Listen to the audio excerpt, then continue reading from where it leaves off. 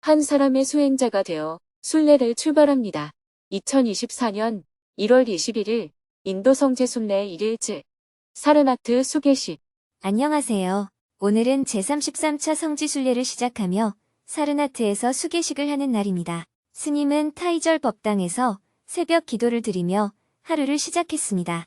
이번 성지순례에 참가한 500여 명의 순례객이 모두 바라나시로 모였습니다. B팀은 어제 오후에, C팀은 밤늦게 바라나시에 도착했고 오늘 새벽에는 강가강을 다녀왔습니다. 아침 공양 후 스태프들은 숙소를 정리하고 행사 물품을 챙겨서 행사장으로 이동했습니다. 스님은 강가강에 갔던 순례객들이 돌아올 때까지 숙소에 있다가 오전 10시에 숙소를 나와 사르나트로 갔습니다. 먼저 도착한 순례객들이 한창 수계식 준비를 하고 있었습니다. 스님은 먼저 탑돌이 동선을 점검했습니다. 새벽에 강가강에 갔다가 늦게 도착한 순례단도 줄을 지어 입장했습니다. 10시 30분이 되어 모든 순례객이 다메크 스투파 앞에 자리 잡자 스님이 사르나트 성지에 대해 설명을 시작했습니다. 사르나트에서 성지 순례를 시작하는 이유. 저희들이 성지순례의 여정에서 첫 번째로 도착한 이곳은 부처님께서 처음 설법하신 바라나시 근교의 사르나트입니다. 우리말로 하면 사슴동산, 녹여원이라고 하는 곳입니다. 우리가 이곳에서 성지순례를 출발하는 이유는 중생의 입장에서 보면 이곳에서 부처님이 처음으로 출현했다고 볼 수 있습니다. 왜냐하면 부처님께서 이곳에서 처음으로 법을 설했기 때문입니다. 룸비니에서 부처님의 몸이 태어났다고 해서 사람들이 그분을 부처님이라고 알 수 있는 것도 아니고 보드가야에서 깨달음을 얻었다고 그분이 부처님이라는 것을 사람들이 알 수 있는 것도 아닙니다.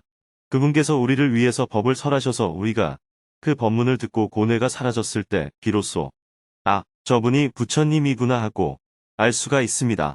중생에게 있어서 부처가 출현한 곳은 바로 이곳 사르나트라고 할 수 있습니다. 그래서 우리가 바로 이곳에서 성지순례를 출발하는 것입니다. 약 1시간 동안 성지 설명을 하고 경전을 독송했습니다. 외국인 참가자들은 영어로 된 경전으로 함께 독송을 했습니다. 30여 분간 독송을 하고 잠시 호흡을 고르는 명상을 했습니다. 이어서 수계식을 시작했습니다. 여러분들 중에는 5개를 받으신 분도 있고 아직 안 받으신 분도 있을 겁니다. 오늘 받는 개는 성지순례 15일 동안만 유용한 개입니다. 원래는 수행을 더 해야 개를 받을 수 있어요. 이 바라나시에서 구리가 장자와 그 부인, 야사의 어머니와 부인이 처음으로 제가 수행자의 길을 걸었습니다. 여러분도 오늘 이곳에서 제가 수행자로서 개를 받는 의식을 하겠습니다. 순례단의 자세가 경건해졌습니다. 순례단은 스님을 수계법사로 청하는 청법가를 하고 수계를 청했습니다. 수행자 여러분, 무릇 개라고 하는 것은 악을 없애고 선을 드러내는 기본이 되며 범부를 벗어나 성인이 되는 씨앗입니다. 이러한 부처님의 오개는 스스로 자신을 지키며 가르치는 것이니 곧 우리 수행자들의 굳건한 생활신조입니다. 이 모두가 자기 발견의 길입니다. 개를 받는 것은 천년 동안 어두웠던 방의 등불을 밝히는 것과 같습니다. 이제 여러분들의 삶은 밝게 빛날 것입니다. 혹시 개를 받았다가 지키지 못하더라도 그것은 알고 잡는 불덩이에 손을 덜 대는 것과 같은 이치입니다. 수계대중은 개를 받기 전에 오랜 세월 동안 지은 허물을 먼저 참회하십시오. 순례객은 호계합장을 하고 지난 허물을 참회하는 연비를 했습니다. 수계대중은 이제 참회를 마쳤습니다. 수계받은 여러분들의 몸과 마음은 이제 깨끗해지고 순결해졌습니다. 그 깨끗하고 순결한 마음으로 다시 한번 삼보님께 귀의할 차례입니다. 대중이 삼배를 하자 스님은 오계를 하나하나 설명하고 잘 지킬 수 있는지 물었습니다. 대중은 호계합장을 하고 잘 지키겠습니다 하며 계를 받았습니다.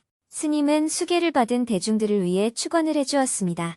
거룩하신 부처님, 오늘 저희 정포에 인도성 지순례 수행자 500대중은 부처님이 처음 법 바퀴를 굴리신 이곳 사르나트에서 두 손 모아 합장하며 발언하옵니다.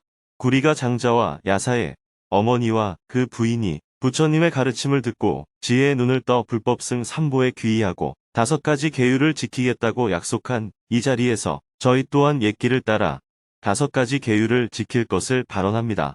오늘 저희들이 이렇게 계를 받았지만 잊어버리고 물러설 수도 있습니다. 그럴 때 다시 저희를 일으켜 세워 앞으로 나아갈 수 있도록 격려하고 옹호하여 주옵소서. 이 세상에 고통받는 모든 사람들도 함께 이 길을 가서 모두 자유롭게 살 수 있도록 널리 전법하겠사오니 이 발언을 옹호하여 주옵소서. 대중은 축원을 해주신 스님께 삼배를 올렸습니다.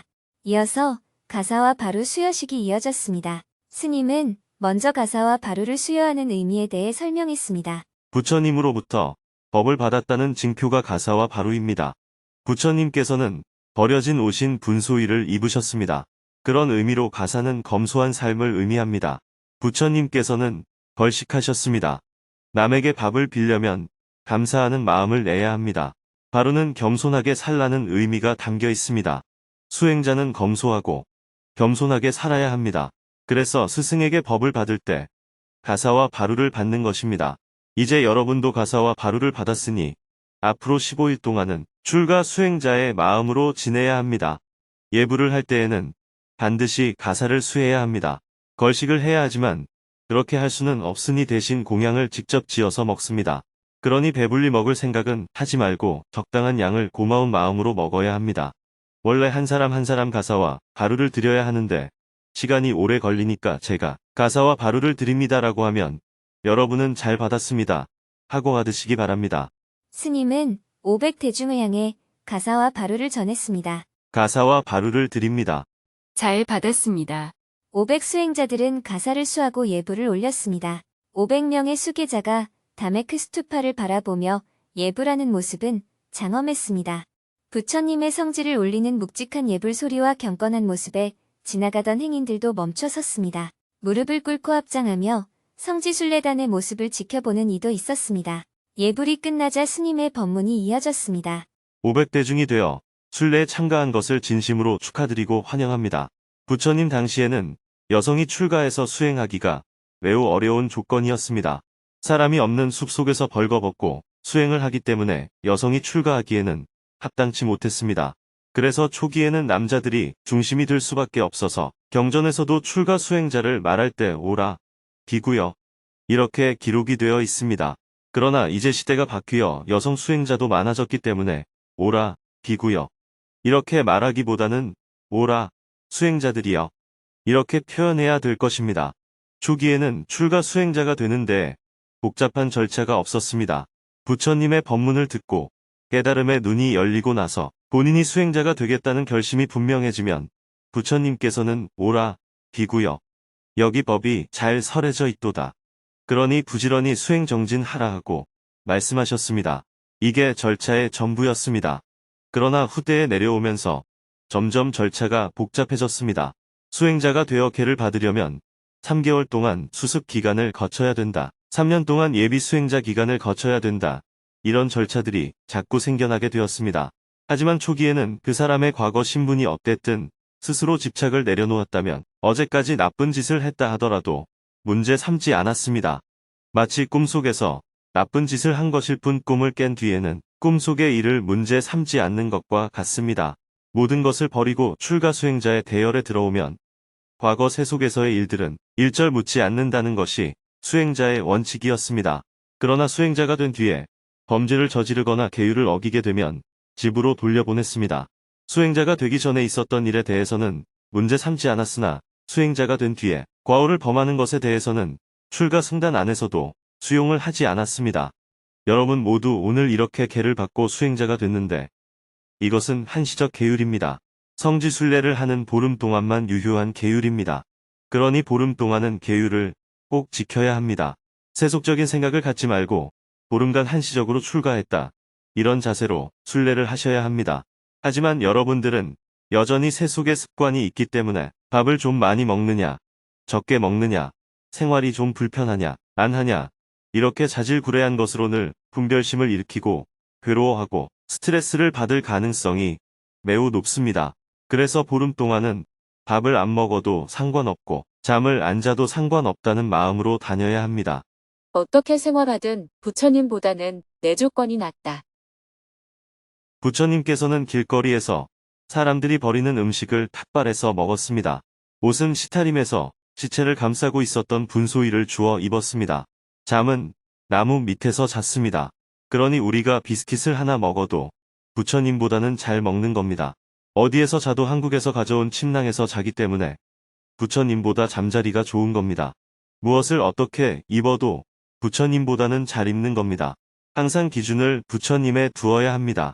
부처님보다 더 나은 생활을 하고 있는데 불평불만을 할 수는 없지 않느냐 하는 마음으로 순례를 하게 되면 기쁜 마음으로 순례를 하게 될 것이고, 새 속에서처럼 세수를 못했다, 잠자리가 불편하다, 먹는 게 신통치 않다 이런 생각을 자꾸 하게 되면 순례의 길이 아닌 고생길이 될 것입니다. 그렇게 되면 우리가 서로 만나 도반이 되는 것이 아니고 스님하고도 원수가 됩니다. 왜냐하면 스님 독하더라 이런 식으로 생각하게 되기 때문입니다. 그런데 그것이 꼭 나쁜 것만은 아니에요. 한국에서는 남편과 싸우고 못 살겠다 했는데 스님과 순례를 일주일만 다니면 남편이 그리워서 집에 가고 싶어집니다. 집을 떠나고 싶어 했던 사람들에게는 그것도 좋은 일이에요. 그러나 그렇게 집에 가면 3일 만에 또 못 살겠다는 말이 나오게 됩니다. 만약 순례하는 동안 이런 조건에서도 마음이 여여해지는 수행을 하면 이렇게 평생 살아도 별 문제 없겠네.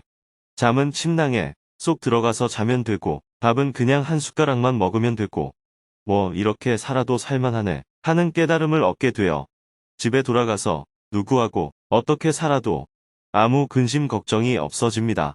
그렇게 되면 참가비도 아깝지 않고 보름 동안 시간을 낸 것도 아깝지 않습니다.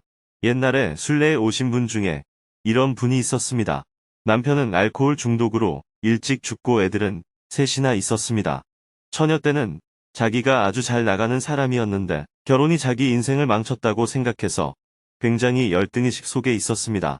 그런데 순례를 하고 나서 내가 가진 게 너무 많구나 하고 깨달아서 집으로 돌아가 애들도 잘 키우고 직장 생활도 잘하고 아주 즐겁게 인생을 살게 되었습니다. 불교 교리를 얼마나 많이 아느냐가 중요한 것이 아니에요. 어떻게 인생의 이치를 깨닫느냐가 중요합니다. 10년을 수행해도 부처님의 법을 알아듣지 못하는 사람이 있는 반면에 새 속에서 부처님의 가르침과는 전혀 상관없는 길을 가던 사람이 어느 날 부처님의 가르침을 듣고 한순간에 깨쳐서 수행자가 된 사람도 있습니다. 여러분도 보름 동안 나는 수행자다 하는 관점을 갖고 순례를 하면 아무런 문제가 될 것이 없습니다. 차가 아무리 털털거려도 걸어가는 것보다는 낫습니다. 밥을 아무리 못 먹어도 인도 음식을 얻어먹는 것보다는 낫습니다. 이렇게 수행자의 관점을 분명히 가져야 진정한 순례가 됩니다. 세상 사람들의 이익과 안락을 위해서 법을 설하라. 부처님께서는 이곳 사르나트에서 법을 설하신 이후로 45년 동안 하루도 쉬지 않고 법을 전하셨습니다. 법을 전하는 것을 힘들어 하신 적도 없고, 어디를 가든지 사람들이 괴로워하면 그들과 대화를 해서 그들이 꾸는 악몽에서 깨어나도록 하셨습니다. 고상한 얘기만 한 것이 아닙니다. 남편이 죽고 혼자 된 여인, 아들이 죽었다고 우는 여인, 가족을 다 잃어버리고 미쳐버린 여인, 재물을 잃은 젊은이, 이웃나라와 싸워서 이기려고 하는 왕, 싸움에서 패한 왕, 온갖 세상 사람들이 괴로움에 빠져 있을 때 붓다를 만나서 마치 악몽에서 깨듯이 눈을 뜨고 괴로움에서 벗어났습니다. 그러니 이 좋은 법을 나만이 아니라 이 세상에 사는 많은 사람들이 함께 나누어 가질 수 있게 해야 합니다. 그들도 행복했으면 좋겠다 하는 마음으로 이 법을 널리 전해야 합니다. 세력을 얻기 위해서나 교세를 넓히기 위해 또는 돈을 모으기 위해서가 아니라 세상 사람들의 고뇌를 덜어줌으로써 그들도 행복하기를 바라는 마음으로 이 좋은 법을 널리 전해야 합니다. 부처님께서는 세상 사람들의 이익과 안락을 위해서 법을 설하라고 하셨습니다. 그래서 법을 전할 때는 자신을 중심에 두지 말고 사람들의 이익을 위해 법을 전하는 마음을 가져야 합니다. 세상 사람들이 10번, 20번 거절하더라도 그것 때문에 번뇌가 생기거나 스트레스를 받지 않아야 합니다. 나를 중심에 놓고 내가 말했는데 네가 안 들어 라고 생각하면 그들을 미워하고 전법을 그만두게 됩니다. 항상 중생을 연민하는 마음으로 법을 전하는 것이 중요합니다.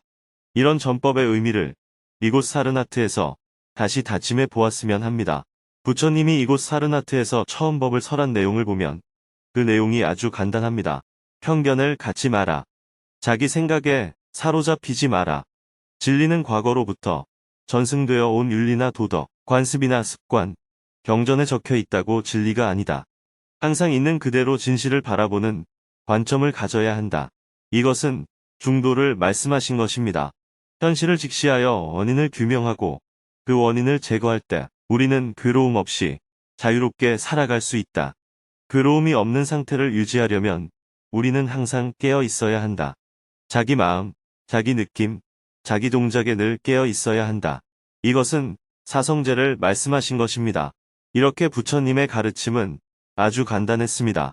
그러나 세월이 흐르면서 그 가르침이 학문화가 되고 복을 비는 종교가 되다 보니 신비주의에 빠지거나 난해한 불교가 된 것입니다. 그 결과 세상 사람들이 외면하는 종교가 되어버렸습니다. 수행자가 되어 출발하는 순례. 우리가 부처님의 발자취를 따라 순례를 하는 이유는 복을 빌기 위해서나 내 생에 좋은 곳에 태어나기 위함이 아닙니다. 부처님의 본래 가르침이 무엇이었는지, 그 가르침이 내 개인의 괴로움을 해결할 수 있는지, 또 오늘날 우리 사회가 안고 있는 많은 문제들, 환경위기, 평화, 고통받는 사람들, 빈부격차, 인권침해와 같은 문제들을 해결하는 가장 좋은 방법이 될 수 있는지, 이런 확신을 갖기 위해 이렇게 먼 곳까지 경비와 시간을 들여서 온 것입니다. 맛있는 것을 먹으려고 하거나 특별한 구경거리가 많아서 온 것이 아니에요. 어제 강가 강에 있는 화장터에 가보니 길도 막히고 너무 복잡하죠? 그런데 구경이 다른 게 아니에요. 이렇게 복잡하구나. 이렇게 길이 막히는구나. 이런 곳에서도 사람이 질서를 지키고 살아가는구나. 여기 사는 사람들도 다 웃으면서 사는데 나는 왜 괴로워하면서 살까? 이런 것들을 늘 공부하는 것이 순례입니다. 어디 가서 무엇을 보는 게 순례가 아닙니다. 이런 관점을 가져야 순례가 나에게 기쁨이 되고 자유로움을 줍니다. 이것이 안 되면 짜증만 계속 나고 힘들고 괴로운 여행길이 됩니다. 이런 관점을 갖고 오늘부터는 한 사람의 수행자가 되어 순례를 하면 좋겠습니다. 이어서 2600여 년 전 바로 이 자리에서 전법 선언이 이루어진 의미를 새기며 스님과 500명의 수행자가 함께 전법 선언문을 낭독했습니다. 수행자들이여, 나는 이미 그것이 천계의 것이든 인간계의 것이든 일체의 속박으로부터 해탈이 되었다. 그대들도 또한 천계와 인간계의 일체의 속박으로부터 자유롭게 되었다. 수행자들이여, 이제 모든 천인과 인간들 속에서 그들을 제도하라. 많은 사람들에게 이익이 되고 많은 사람들에게 안락을 주기 위하여 현실 속에서 길을 떠나거라. 순례단은 고통받는 사람들에게 법을 전하겠다는 마음을 담아 삼배를 올린 후 사홍서원으로 오늘 수계식을 모두 마쳤습니다. 대중은 바루를 들고 부처님의 정신을 새기며 탑도리를 시작했습니다. 다메크 스투파를 지나 첫 설법 장소터로 향했습니다. 사르나트 곳곳에 노란색 가사 물결이 잔잔하게 펼쳐졌습니다. 석가모니불, 연불 소리가 점점 크게 사방을 메웠습니다. 탑을 다돌고 다메크 스투파 앞에 500 수행자가 단정하게 섰습니다. 탑을 뒤로 한 채 바루를 들고 섰습니다. 환한 미소가 아름다웠습니다. 이렇게 33차 인도성 지순례단의 수계식을 여법하게 마쳤습니다.